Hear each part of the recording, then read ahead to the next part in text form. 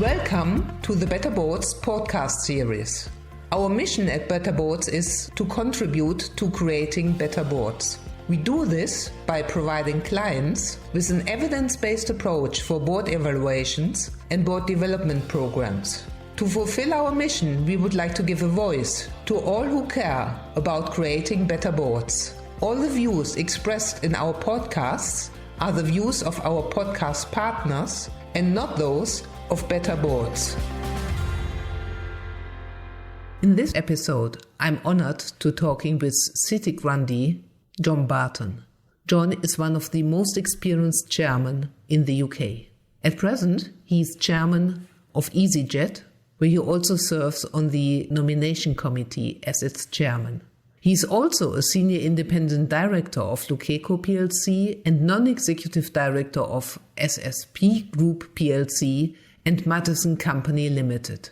John has served on the board of numerous FTSE organizations as chairman and senior independent director. He is known as Mr. Chairman. Previously, he was CEO of insurance broker JIB Group, where he became chairman after the merger with Lloyd Thompson. Thank you ever so much for being here with me, that we can record the podcast and draw on your vast experience. You have had a very distinguished career servicing on boards of very high-profile FTSE organizations. So you must have done something right. Well, I think first of all, Sabine, I was very lucky. You know, when I started becoming a non-executive, which was in 1996, more than 20 years ago, it was at a time when boards were very different from today. I'd been a chief executive for nearly 15 years, became Jardine Lloyd Thompson. People were looking for chief executives to be non-executive directors in their company. We had no diversity. We had no corporate governance. The objectives of companies were very clear, and the chairman's role was very clear, unlike today. So I was fortunate to come at a time when the demands on a non-executive and indeed a chairman were much less than today. But you managed to stay on the top of it for almost 3 decades. Yeah. I think what happened to me is I became a non-executive director, and then after a few years I became chairman of the audit committee or the remuneration committee, and then I became, in those days, deputy chairman, or I suppose what is called SID today. So I served an apprenticeship as a non-executive director, which led me to becoming a chairman. I think for me that was important. Now you have a different scenario. Corporate governance says people can be on boards only for 9 years. And if you say a chairman should serve an apprenticeship of maybe 5 years on a board before they become chairman so they can observe and learn, then it's very difficult for a board to employ someone, have them for 5 years, because then they can only be chairman for 4 years. And so I think that's one element of corporate governance that is wrong. You should be allowed to come on a board and learn the skill and indeed the people that are on that board. So I was, again, lucky in having the opportunity to build a career rather than just come in and be chairman, which is much more difficult. Now I have been in several companies where I've just come in to be chairman, but only with the experience that I've had being chairman in other places. Very important. But can you elaborate a little bit what it takes to really stay on the top? Because at any stage in your career, people could have booted you out, but they didn't. No. Yeah. Well, I think probably for me the most important thing is I'm a huge believer in emotional intelligence as opposed to intellectual intelligence. Emotional intelligence means an ability to get on with people. And in my view, if you don't have that ability, you're never going to be a good chairman. And I don't think it just applies to the chairman role. I think it applies to all roles. And what that means is that you must listen, appreciate, and respect the people around you, both your colleagues as directors and the executive team of the company of which you are chairman or even just non-executive director. And you have to build with them a trust. And without that trust, you can't do your job properly. What do you think is it? Because I see very often in my practice that people who had a great career find it difficult to listen because they think they do know. Correct. And for me now, looking at candidates to be chairman, if you have been a chief executive, it is quite difficult for you to be a good chairman. Because as chief executive, you are in a command and control position. You're expected to know the right answer and you tell people what to do. As a chairman, you listen and you give advice to the executive team, but you never tell them what to do. Your job as a non-executive or as a chairman is to have an overview of the management team, but not to do the management. And chief executives find it quite difficult to go from the one role into a new role where you have to be quiet, you have to listen, you have to give an opinion and advice, but you cannot tell executive teams, this is what you must do. If you do that, you begin to run the business yourself. And the solution for that is you must fire the executive team and get a new executive team who you trust to do the business. Why do you think is it so difficult for people to make the switch? Because so many people would love to have your portfolio. They would know. It's difficult to make the switch because if you spend your life telling people this is the way you must do this is what you must do, it's very difficult to change that to somebody else is doing that job, and I am there to advise that person. If you like to mentor that person, that is just a difficult transition. I think with all people, and I do a bit of mentoring myself, it's quite difficult to change people's character. And if you're a type A personality, in the modern world, it is difficult for you to become a chairman because you need to have an element of being a type B personality to be the chairman. And, that's just the way people are. If you look back, what were really your greatest challenges? There are two sorts of challenges when you're a chairman. One is the business challenge of the business that you're in. I think if I look at the business I've been, perhaps the most difficult business that I was in and was a real business challenge was Cable and Wireless, or Cable and Wireless Worldwide, where I was chairman. I had to change chief executives from John Plithrow to Gavin Darby.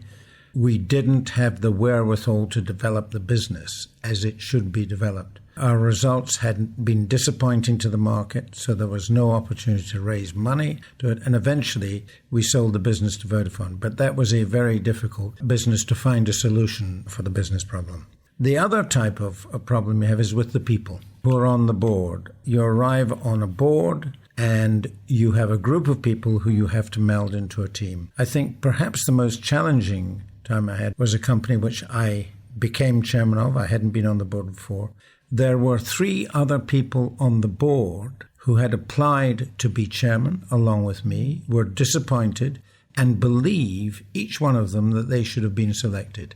So that required a great deal of time and patience. Each one of them had a very different attitude to their disappointment. But after 6 months in the company, I'm pleased to say all 3 of them stayed, and they were or became very effective non-executive directors. And I think of all my people achievements, that's one of the best, to take a dissident group who were very, very upset about their personal position, believed they should have my job, and to make them a team and make them willingly work under me. So how did you do that? Talking. Each one of them had a different view. One of them said, okay, the decision is made, so I don't. One of them went absolutely berserk and shouted and sweared at, and I explained to him it wasn't me who made the decision. This is just what happened. And the third one didn't speak to me for 6 months. But I worked with him through that 6 months. He was chairman of one of the committees, and at the end of the 6 months, he said, look, let's make bygones be bygones, and we worked together very effectively after that. When you have situations like that, you have to devote personal time to each individual. If you don't, you'll never succeed. I would like to zoom in on one area for which you are widely credited. You are the chairman of EasyJet, and you have done a lot to manage the relationship between a majority shareholder, Stelios, the EasyJet board, and the management. A lot of board members are actually struggling currently with investors. How have you done this? How did you manage? Well, there's an element of what I've already said about being a chairman that's true about handling the investors too. I would give 3 pieces of advice, maybe 4. Listen, listen, and listen. And then understand where the person you're listening to, the shareholder, is coming from. Understand their argument. So often I see executives in particular, but also boards, they have an investor who's upset. And then they argue with the investor. They say, no, you're wrong, we're right. What you have to do is to listen to the investor and say, let me really understand your position. Because investors, by and large, are not stupid people. They have good reasons for believing what they believe. And then when you understand them, you can decide what to do. And you mentioned Stelios. Stelios owns at the moment 35% of EasyJet. And I say to Stelios, you own 35% of the company. You are entitled to have opinions. You're entitled to tell us what you think. It is our job to listen to you and understand you. But it is also our job to make a decision, having listened to you and understood you, that may not agree with your view. And that's where, as a board, you have to be brave. You listen to investors, you understand their point of view, but if you still believe that what they think is not the correct thing to do, you don't do it. You do what you think is right. But you'll find that the relationship with people who you listen to and understand is much better than those that you don't listen to or those that you listen to and argue with. Very wise words. I hope our listeners are really taking it in.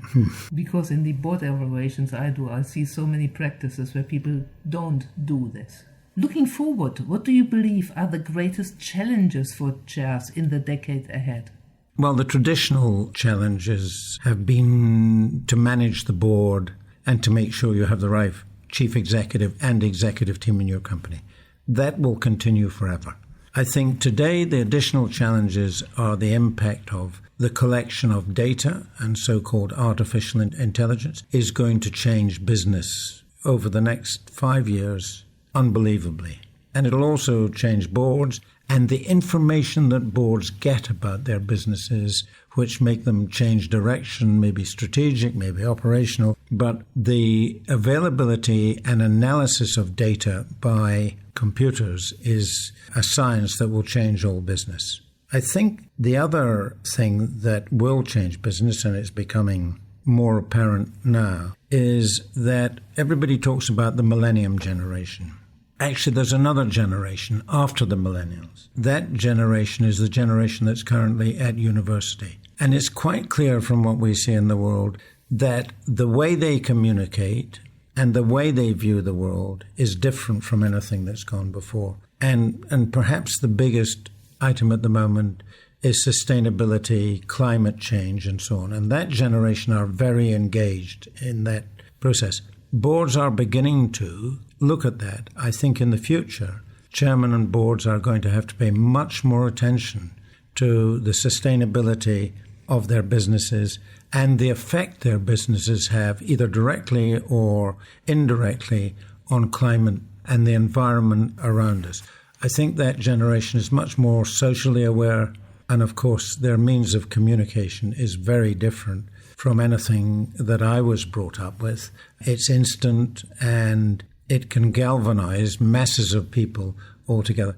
Those are things that boards have to be very cognizant of in the future. And I think they will change the way boards operate more than we realize at the moment. How can executives and members of boards really best prepare for stepping into the role of a chair? Well, all I can tell you, Sabine, is about my own experience. And my experience of that was when I retired as an executive in 1996, I decided to develop a non-executive life. I was very lucky. I had an executive search firm, as they're called now, headhunters in the old day, who took me under their wing, and they got me onto several important boards. And I went on as a non-executive. I served time as a non-executive, and then I was made chairman of either the audit committee or the remuneration committee. And I spent, I would say, 5 years doing that before I felt I was qualified to be a chairman. And then I became a chairman. And once I became a chairman, I became chairman of several companies, and I became what I call a chairman person. And when you become a chairman person, you discover that you can't be a non-executive anymore. I suppose it's a little bit like the move from chief executive into a non-executive role. You have all the time to be learning and changing yourself. And if you don't, you won't be adequate to do the job. But you discover when you are a chairman for a long time, as I've been, you behave like a chairman. So you go to a meeting and you expect to command attention in the meeting. And so it becomes difficult to become a non-executive because you can't behave like that. You have to allow the chairman to behave as the leader of the group. So I think once you learn to be a chairman, it's kind of difficult to go back. Quite apart from that, probably being chairman of a company is the most privileged position in the company, because you have, or you should have, the ability to go everywhere in the company, to talk to everybody in the company, to listen and to learn, and people, because you're chairman, also listen to you. But at the end of the day, you don't have to do the work. The work has to be done by the executive. Well, what a great privilege that is. Is there a role for board evaluations in the process of helping members of boards or executives to become a chair? You know, there are many pieces of corporate governance that I find frustrating. I've mentioned the 9-year rule for directors when you're trying to evolve chairman. But one of the pieces of corporate governance that I believe has been beneficial, without a question, is the board evaluation. The chairman's role is quite a specialist role. There are no rules about being a chairman. You have to learn behavior patterns, which is much more difficult. But certainly as far as boards and board performance is concerned, and indeed the chairman, it provides one very, very valuable function. It allows the board and the chairman to see themselves in a mirror. And when you chair a meeting, for example, you have little idea of how you're perceived. But when the board evaluation comes along, and whoever's evaluating the board asks all the directors, what do you feel about the chairman? How do you see the chairman? And gives that back to the chairman, it's one of the few occasions that he or she gets a reflection back of how they really are in the board meeting. And it gives them the opportunity to change perhaps their behavior a little bit, or to be more wider in their vision of what's happening in the board. And that is very valuable, because otherwise you don't get any idea of where you or your board are in the performance evaluation. I think as the teaching of new chairmen is concerned, that's a more difficult question. Thank you ever so much for your insights and for your wisdom. Thank you. If you would like to contribute to our podcast series, please do let us know. You can best reach us on info@better-boards.com.